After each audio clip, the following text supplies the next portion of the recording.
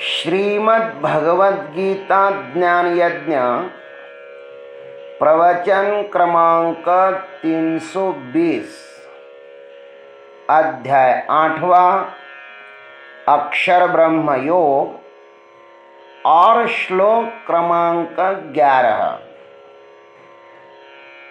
जय महाकाल। आज 26 मार्च है।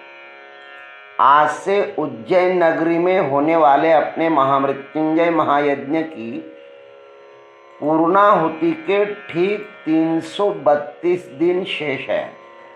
जय महामृत्युंजय महायज्ञ।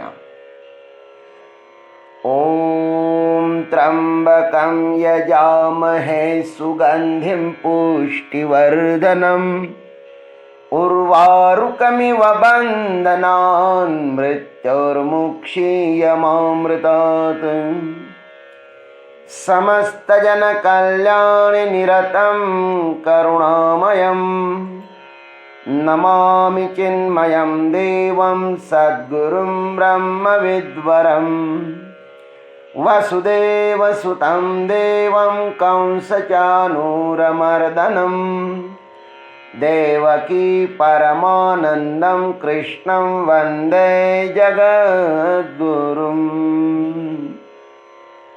ओम तत्सत्। प्रयाण काले मनसा चलेन भक्त्या युक्तो योग बलेन चैव। 8, 9 और 10 इन 3 श्लोकों में भगवान ने सगुण निराकार परमात्मा की प्राप्ति का मार्ग बताया। अब आगे निर्गुण निराकार परमात्मा की प्राप्ति का उपक्रम बताते हैं। सर्वप्रथम अक्षर ब्रह्म की प्रशंसा करते हुए उसे बताने की प्रतिज्ञा करते हैं। आइए भगवान की भाषा में सुनते हैं। यदक्षरं वेदविदो वदन्ति विशन्ति यद्यतयो वीतरागाः यदिच्छन्तो ब्रह्मचर्यं चरन्ति तत्ते पदं संग्रहेण प्रवक्ष्ये। वेदविदः यत् अक्षरम वदन्ति, वेद को जानने वाले विद्वान जिस सच्चिदानंद स्वरूप परम पद को अक्षर यानी अविनाशी कहते हैं। वीतरागः यतयः विशन्ति, आसक्ति रहित यत्नशील महात्मा जन जिसमें प्रवेश करते हैं। यत् इच्छितः ब्रह्मचर्यं चरन्ति, और जिस परम पद के इच्छुक ब्रह्मचारी लोग ब्रह्मचर्य का आचरण करते हैं, तत्पदम ते संग्रहेण प्रवक्ष्ये। उस पद को मैं तेरे लिए संक्षेप में कहूंगा, ऐसा भगवान अर्जुन को कहते हैं। आइए सद्गुरु के आशीर्वाद से हम इस पर चिंतन करते हैं। वेदविदः यत् अक्षरम वदन्ति, जिन्होंने परमात्मा को वेदों के द्वारा जाना है वे ही वेदविद है। ये ही लोग उस परमात्मा को अक्षर कहते हैं, अविनाशी कहते हैं। वेदों का समस्त अभिप्राय यही है कि अक्षर का बोध कराना, और अक्षर वह है जिसका कभी भी क्षर माने नाश नहीं होता। अक्षर यह सार तत्व है। समस्त वेदों का गान अक्षर की स्तुति है। समस्त वेद शास्त्र पुराण अक्षर की ही धुरी पर घूमते रहते हैं। समस्त विद्वान लोग इस अक्षर की यथार्थ महिमा जानकर उसकी ही साधना करते हैं। यहां पर 3 शब्द आए हैं, वदंती, चरंती और विशंति। इनका तात्पर्य है कि विद्वान लोग उस ब्रह्म के विषय में बोलने के लिए उत्सुक होते हैं, फिर आचरण करने में उन्हें आनंद आता है और फिर उनका उस परब्रह्म परमात्मा में प्रवेश सहज ही हो जाता है। जो संसार में आसक्त होते हैं ना, वितराग होते हैं ना, और परमात्मा प्राप्ति के लिए यत्नशील रहते हैं, वे मात्र उस परब्रह्म में प्रवेश कर लेते हैं। पहले उस परब्रह्म परमात्मा के विषय में बोलना पड़ता है, फिर परब्रह्म के जैसा आचरण करना पड़ता है और फिर उसमें प्रवेश अनायासी हो जाता है। वीतरागाः यतयः विशन्ति, बोलने वाले किनारे पर ही खड़े रहते हैं। विद्वान केवल उस प्रभु के विषय में विचार विमर्श ही करते रहते हैं, किंतु जिन्होंने संसार के समस्त विषयों से उन्हें जानकर वैराग्य धारण किया है, वे महात्मा जन उस परम रसमय परब्रह्म में प्रवेश कर जाते हैं,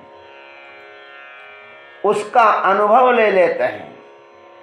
परमात्मा प्राप्ति के लिए केवल वैराग्य ही पर्याप्त नहीं है, उसे प्राप्त करने के लिए साधना भी करनी पड़ती है और साधना यत्न भी उसे प्राप्त करने के लिए पर्याप्त नहीं, अपितु अपने भीतर जो कुछ मल विक्षेप भरा पड़ा है ना, उसकी निवृत्ति के लिए ही साधना की आवश्यकता होती है। यत्न पुरुष साध्य है और वह परमात्मा अपौरुषेय है। यत्नों से प्राप्त होने वाला नश्वर अशाश्वत ही होगा, किंतु यत्न करने की शक्ति जब असफल हो जाती है और साधक निर्बल हो जाता है, तब वह प्रभु के हृदय में आकर प्रकट हो जाता है। निर्बल हो जाता है ना, तब वह परमात्मा जो है ना, उनके साधक के हृदय में बैठ जाता है, वहां पे प्रकट हो जाता है।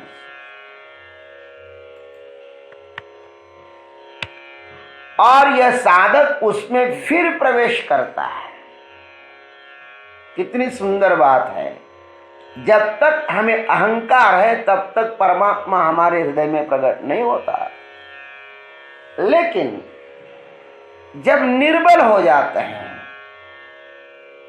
साधना करने के बाद जब थक जाते हैं, तब परमात्मा ही वहां पे आकर प्रकट हो जाता है। भगवान कहते यत् इच्छितः ब्रह्मचर्यं चरन्ति, यत् इच्छितः। हम साधकों के लिए भगवान का यह सूत्र बड़ा ही महत्वपूर्ण है, बड़ा महत्वपूर्ण है। इस छोटे से सूत्र में भगवान ने बहुत कुछ रहस्य बता दिए हैं, उस पर हम विचार करें। जिनको सही में उस परमात्मा को प्राप्त करने की इच्छा हुई है ना, ऐसे साधक के लिए यत् इच्छन्त यह पद आया है। यत् इच्छन्त यह पद भगवान ने यहां पे दिया है।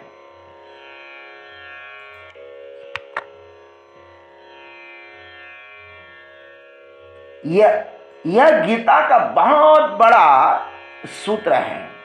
साधक के हृदय में परमात्मा की इच्छा तभी जागृत होगी ना, जब उसने उस संसार के भोगों से पूर्णतः वैराग्य प्राप्त कर लिया है।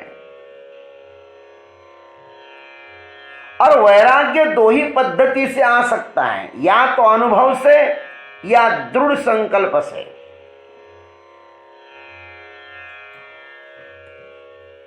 संसार में ऐसा कोई भी जीव नहीं है, क्योंकि काम ही संसार का केंद्र है। अतः संसार में रहकर काम वासना से बचना कठिन है। काम वासना से सिर्फ दो ही व्यक्ति बच सकते हैं, एक वह जो विवेक पूर्वक अनुभव से गुजर गया हो वह, अथवा जो संकल्पनिष्ठ हो वह व्यक्ति, और उसका लक्ष्य केवल परमात्मा ही हो।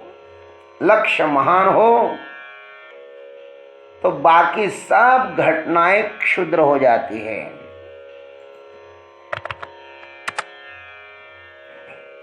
वीर्य की रक्षा करना कोई बहुत बड़ी चीज नहीं है, परंतु लक्ष्य महान होना चाहिए। और जिसे अपनी वीर्य की रक्षा करनी हो उसे अपना आहार विहार, बैठना उठना, विषय चिंतन करना इत्यादि सबका त्याग करना होता है। मनमाने ढंग से आचरण करने वाला वीर्य रक्षा नहीं कर सकता। ब्रह्म जैसी चर्या हो तो ही यह संभव है। परमात्मा को प्राप्त करना हो तो विचार आचार महान होना चाहिए। काम केंद्र पर ही जो खड़ा है वह ब्रह्मरंध्र में स्थित परमात्मा की यात्रा नहीं कर सकता। जीवन का लक्ष्य केवल वीर्य रक्षा ही नहीं होना चाहिए। वीर्य साधन है, साध्य नहीं है, किंतु यह आध्यात्मिक विचारों के लिए ऊंचाई को छूने के लिए बहुत ही उपयोगी है। यह शारीरिक एवं मानसिक ऊर्जा का स्रोत है। अतः वीर्य निर्भयता, एकाग्रता और आरोग्य ये तीन चीजें बढ़ाता है। अतः पारमार्थिक पथगामियों के लिए वीर्य रक्षा एवं सतत परमात्मा चिंतन अनिवार्य है।